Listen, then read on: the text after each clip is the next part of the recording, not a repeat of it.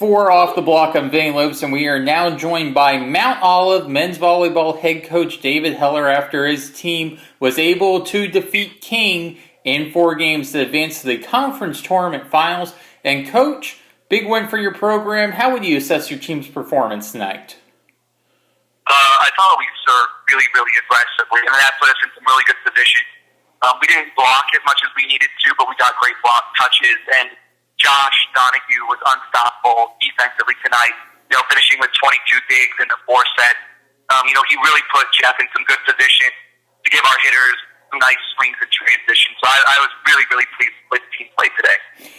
Yeah, and talking about the play a little bit today, it seemed, defensively, like you said, you guys were really seeming to, step up. Do you feel that was frustrating the King players at all, just not seeing some of the kills go down that they're used to having go down? Absolutely, and that's usually us on the other end of that, where teams, play outstanding defense against us. So it was really nice to be that team to somebody else today. I think, even Brad and Robert in the back row, Brett had amazing saves. Just our defense all the way around was really strong, and not just touches that we could, get up, but we got them up into target, and it really just was great to see our guys buy in. And Coach, one player in particular really stepped up for you offensively, Robert Poole. 18 kills tonight, hit, I believe, more than 400. What was he able to do tonight that made him so offensively successful?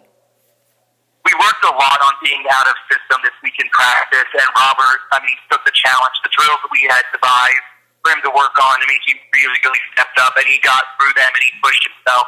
And, he applied that in match today. And I think that's something we haven't really done before is, we take decent out of system swings, but we don't try and score off of them.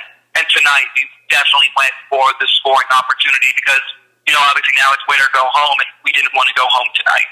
Yeah. Well, talking about your team a little bit, you have a veteran team. You guys have made runs before in the conference tournament. Do you feel that was a benefit for you guys today as opposed to a King team where this was really their first time in the conference tournament semifinals? Yeah, most of our guys have never been to this point. Our seniors have been 3 years ago when they were freshmen, but none of them were playing in that tournament match. So I think that to get to this point where we're at now is really something that, our juniors and seniors, as well as our sophomores and freshmen, have really pushed each other to get to. They always talk about, we were in this as a family, and this group really believes that and pushes each other each day to make sure we're getting to our ultimate goal of winning the conference tournament. Well, Coach, talking about winning the conference tournament, you have a big test coming up tomorrow. You're going to play Barden. You guys met them a few weeks ago. No, it was a result that you wouldn't want. Barden wound up winning in 3 games. So what do you guys have to do differently tomorrow as opposed to your regular season finale against them? Yeah, absolutely. We have to pass. Barden is a phenomenal team. They're really aggressive behind the service line. And I think that we were a little bit too timid behind the service line the last time that we played them. Tonight, I thought we were really aggressive. It only showed with 3 or 4 aces for us tonight.